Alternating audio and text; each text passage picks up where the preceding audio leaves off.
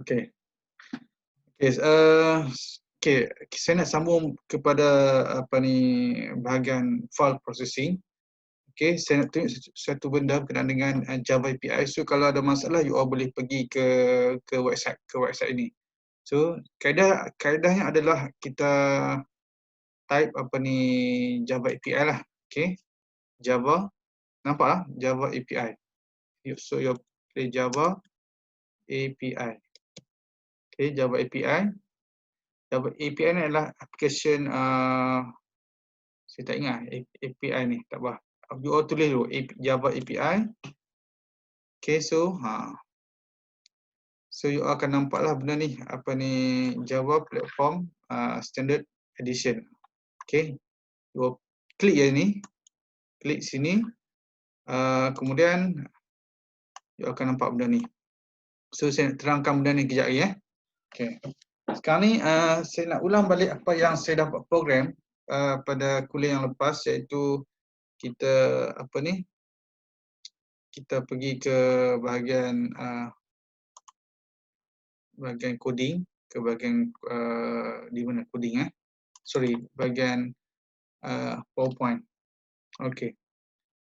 Sebelum ni kita ada apa ni, saya ada terangkan berkenaan dengan penggunaan kelas file input stream. Okey, penggunaan file input stream. Okey. Saya ingat saya ni lah. Okey, nak besarkan sedikit. Okey, penggunaan file input stream. Okey, so kalau kita tengok di sini file input stream, kita akan guna untuk kita nak baca data daripada file. Okey, daripada file. Dalam kes ni dia adalah file apa ni? File binary. Okey. Contohnya adalah, okey, sekejap saya nak pergi ke lambat ni. Okey,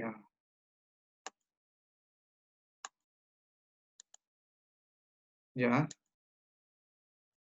Kat mana? Okey. So sekarang ni kita tahu file output stream. Saya nak ulang balik sekejap. File output stream dan file input stream output stream object that facilitate file access. So kita akan gunakan untuk kita nak simpan data di dalam file. Okay. So file output stream allows us to output a sequence of bytes. Okay, a sequence of, dalam kes ni dia adalah bytes. Dia bukan string, dia bukan apa nama, double integer. Dia adalah byte, iaitu salah satu data daripada primitive data type. Okay, kita nak simpan data. Okay, so file input stream untuk kita nak baca data yang telah kita simpan. Okay, data yang jenis data tersebut adalah berjenis byte. So kalau kita tengok di sini, sikit new share, saya pergi ke apa ni, sorry saya bawa ke coding. Okay, sekarang ni keluar NetBeans ke Azmira? Ya, sir. Okay, ini adalah test yang saya buat sebelum ni. Kalau you all tengok di sini, saya nak simpan data dalam sample1 data. Okay, sample1 data. Actually ni adalah file binary. Okay, jenis file adalah file binary. So kita akan belajar nanti file binary dan juga file text. Okay, kalau di sini kita tengok, kita akan kalau ikut penggunaan file output stream. File output stream tadi kita tahu kita akan guna file output stream untuk kita nak simpan data yang berjenis byte. Okey, yang berjenis byte. Nampak? Berjenis byte. Okey. So kalau kita tengok API ni application programming interface ke? Okey, ataupun saya tak pasti tak apa, nanti all tengok balik. Kita tengok file output stream. File output stream ni adalah satu kelas yang berada dalam package Java dan dalam package java.io. So di mana dia? So kalau apa ni, kalau kita pergi ke apa ni, ke Java API, okey, Java API. So kita akan tengok ya. So kita akan tengok di mana ni. Java ini adalah package Okey, saya letak sini dulu. Okay, sini adalah package. Okay, so file output stream berada dalam package java.io. So Java sini adalah java.io. Sorry, mana? Ni sorry, java.io. You klik ni, klik sekali, so dia akan keluar berkenaan dengan interface dan juga kelas-kelas yang terdapat dalam package java.io. Kita tengok file input stream. Okay, dalam kes ini adalah kelas. Actually dalam Java, dalam package java.io ni kita ada banyak kelas dan kita ada banyak interface. So ini adalah interface yang berada dalam package java.io. Ini adalah senarai kelas yang terdapat di dalam package java.io. Sekarang kita tengok file output stream. Okay. So nampak file output stream Azmira dia keluar? Nampak sir. Okay, ini adalah file output stream daripada package java.io. So bila kita tengok di sini, kita tengok method apa yang kita boleh guna dalam file output stream. Method apa yang kita boleh guna dalam file output stream. Okay, so kita tengok kita gunakan, nampak, write. Okay, ini adalah method write. Okay, so tadi kita gunakan method write. Dan method write ni dia ada beberapa jenis, dia ada 3 jenis write. Okey, ni adalah kita sebut sebagai apa ni? Kita sebut sebagai polymorphism. Okey, polymorphism sebab nama method adalah sama tetapi berbeza dari segi parameter. So sekarang ni bila kita tengok di sini method write, so dia first sekali dia ada terima satu parameter yang berjenis byte yang array, byte yang ada array. Yang kedua byte yang berarray dan juga integer, dan juga satu lagi adalah write yang mempunyai satu parameter iaitu yang berjenis integer. Okay. So kalau kita tengok dalam kes ni, saya nak tunjuk yang ni lah, yang ini dan juga yang ini. Okay, satu write yang mempunyai satu parameter yang berjenis yang berjenis byte iaitu array, byte yang berarray, dan satu adalah integer, satu parameter yang berjenis integer. So bila kita tengok di sini, okay, keluar naik bin ke Azmira? Yes sir. Okay, so nampak bila saya contoh saya nak tulis, saya nak buat demonya. Outstream dan object adalah variable yang kita declare daripada file output stream. Outstream dot, nampak bila saya tulis write, nampak write seperti yang kita tengok pada Java API. So you boleh gunakan satu parameter yang berjenis byte tapi dia adalah array. Satu lagi adalah satu parameter yang berjenis integer. Dan ini adalah dia punya return type. Return type adalah void. Dia tak return apa-apa pun. Void. Okey, ini parameter, ini adalah return type. Apa yang ditulis di bahagian ni adalah yang return type. Kalau void ni tidak ada apa-apa lah. Tak akan return apa-apa. Okey, so dah. Ya. W write. Okey, nampak? Itu kaedah. So kalau orang nak tahu, you all boleh tengok. Boleh baca di sini. Okey. So bila kita tengok di sini, apa yang terjadi adalah, okey, contoh pertama saya gunakan byte yang array. Okey, byte yang berarray, yang ada array. Nampak? Byte dia berjenis byte dan berjenis array. So you all guna macam tu jelah. Satu lagi saya gunakan integer. So bermaksud dalam kes ni saya akan simpan data ni semua adalah yang berjenis byte ni. Okay, array yang berjenis byte. Okay, array yang berjenis byte dari 10 ke 80. Kemudian 90 ni adalah kalau kita tengok 90 ni ya, output upstream. Sorry. Upstream mana dia? Upstream dot write. Okay, saya nak supply 90 dan 100 ni adalah berjenis integer.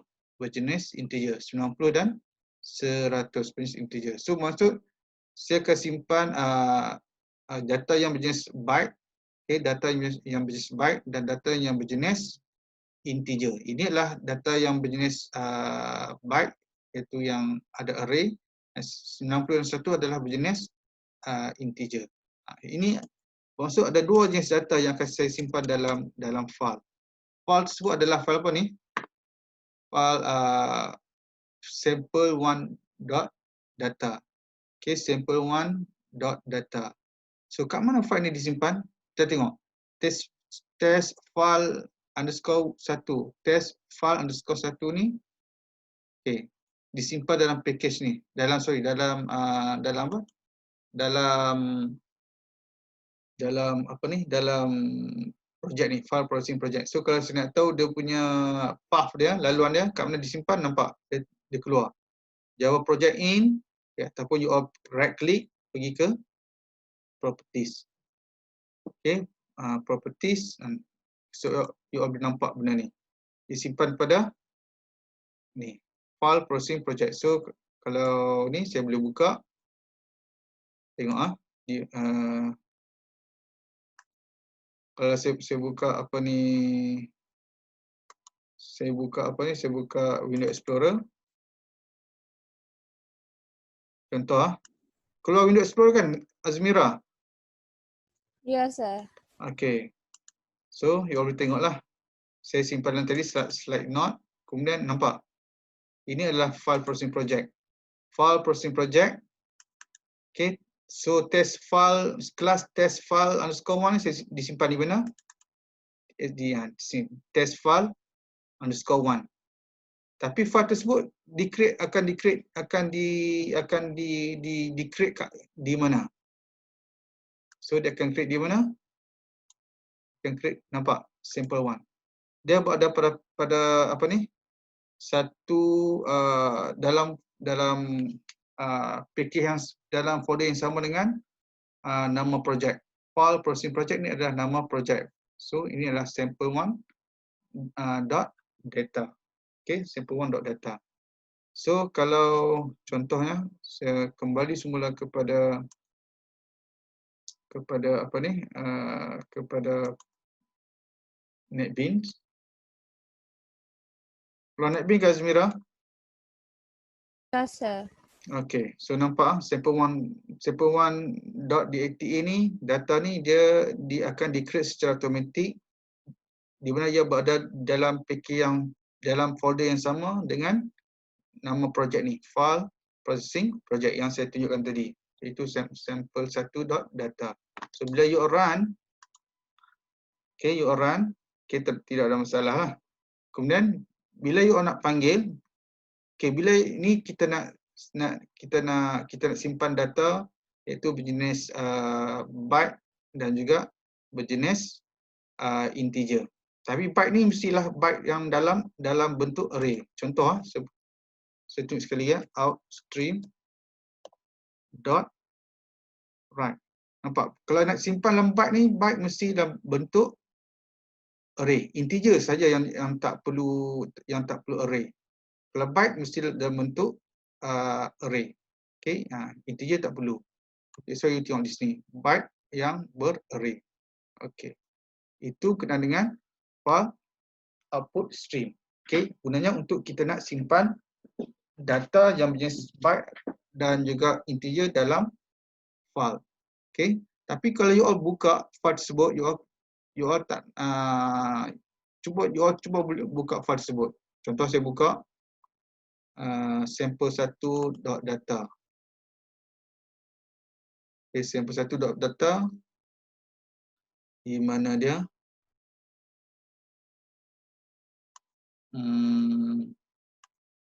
Nampak tak sampel 1 dot data Azmira? Nampak, sir. You all nampak apa benda ni kan? So benda tu tak faham lah. Padahal data yang disimpan dalam sampel sekejap bateri dah. Sekejap.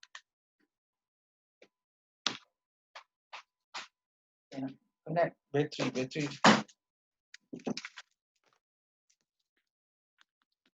Sekejap.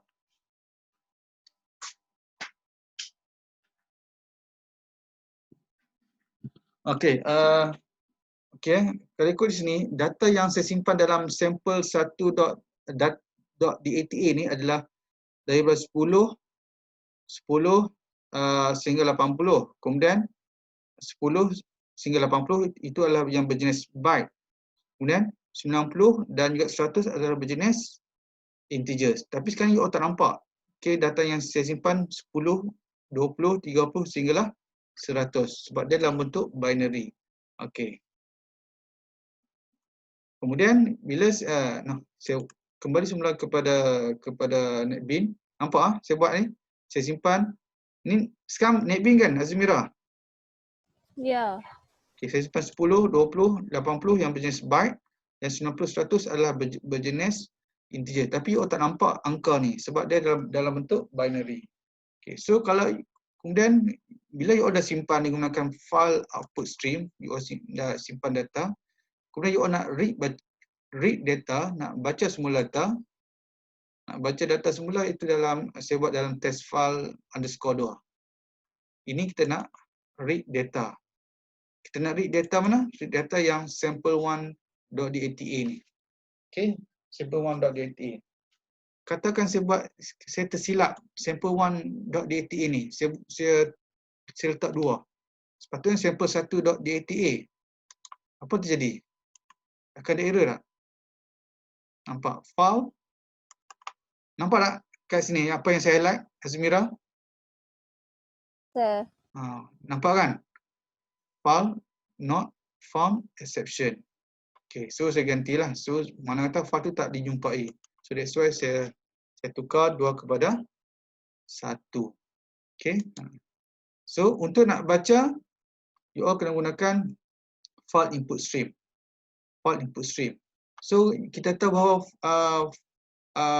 file output stream kita hanya simpan data yang berjenis byte dan juga integer. Byte dan integer. Dua sahaja. So kalau kemudian kita nak baca semula data yang saya simpan tadi 10 sehingga 100 tadi. Okay, so you all kena gunakan file input stream. Okay, file input stream. So ini adalah infile. Satu lagi, dia antara file dengan file output stream dia mesti ada connection. Okay, dia kena ada connection, nampak? Variable bagi out file mesti berada dalam parameter bagi file output stream. Okay, sama juga untuk test file _2 ni. Okay, infile itu variable bagi object reference variable bagi file mesti berada di dalam parameter bagi file input stream. Okay. File output stream gunanya untuk kita nak simpan data dalam file binary. File input stream gunanya untuk kita nak membaca data yang kita simpan dalam file input. Kita nak membaca data daripada binary. Okay, file binary. Kita tengok di sini.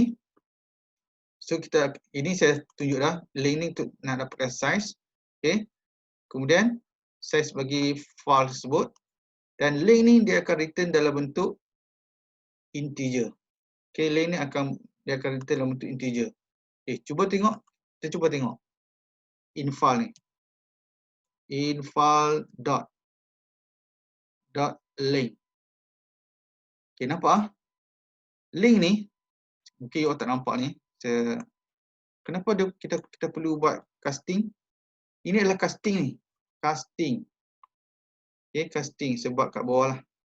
Saya harap you all boleh nampak. Kenapa saya perlu buat casting kat sini? Casting tu, okay. In file, Infile di mana? Di sini. Okay. Dot length.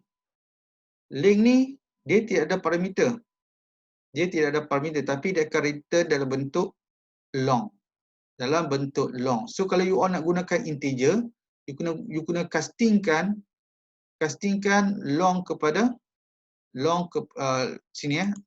You kena castingkan long kepada integer. Nampak? Dia castingkan long. Okay. So casting daripada from long to integer. So dia buat casting kat sini. Okay, nampak dia buat casting. Length ni dah akan return dalam bentuk long tapi dia akan buat casting dalam bentuk integer sebab dia nak refer kepada, dia nak assign kepada satu variable yang berbentuk integer. So that's why dia kena buat casting. Okay. Kemudian okay, so untuk nak membaca data daripada file yang kita simpan tadi, kita gunakan read. Okay, read. In-stream ni adalah variable daripada file input stream. Okay. So read ni adalah method. Read ni adalah method yang terdapat dalam file input stream. In-stream adalah variable. In-stream ni adalah variable daripada kelas file input stream. So kita gunakan method read untuk nak membaca. So nak membaca kita akan gunakan byte. Contoh sini ya. Kita akan gunakan sama seperti mana yang kita declare di sini. Okay, kita gunakan apa ni? Byte array yang berjenis byte. Okay. So ini adalah kaedah. So kita akan declare since kita nak baca data daripada dengan menggunakan byte. Okay. So you kena declare seperti berikut, byte. Kemudian new byte, file size datang dari mana? Di sini sebab you all dah dapatkan file size. Okay. Bila you all dah baca, okay. Kemudian you nak display. So you all boleh display seperti berikut. Okay, so bila kita run, kita akan display 10 sehingga 100. Okay, so kalau nak senang, you all perlu ingat bahawa file output stream kita akan gunanya untuk kita nak simpan data dalam bentuk byte. Okay, so nak read pun you akan read data dalam bentuk byte. Okay, itu je. Itu yang saya nak beritahu. Okay, so satu lagi saya tunjuk kepada apa ni? Saya tunjuk yang Java API. Tadi kita tengok apa ni, file input stream. Okay, sorry, kita tengok file output stream tadi. Okay, file output stream kita boleh gunakan method write. Tapi kalau file input stream tadi kita gunakan apa ni? File input stream kita gunakan apa method yang kita boleh guna? That's why kita gunakan this one, read. Okay, read sini, okay, ataupun dalam case ni. So tadi yang kita tengok dalam apa ni program tadi, kita menggunakan read yang di sini.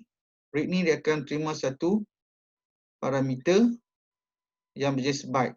So byte tersebut mestilah berarray, yang ada array. So you all boleh tengok sini lah. Okay. So read dan parameternya mesti array, dan array tersebut mesti berjenis byte. So kita tengok di sini. Di mana dia? Nampak? Kita gunakan method read dan parameter adalah array yang berjenis byte. Array yang berjenis byte. Array, okay, array yang berjenis byte. Okay. Itu yang saya nak tunjuk kat you all lah. Okay. So that's the reason kenapa kita gunakan read, kenapa kita gunakan write. Okay. So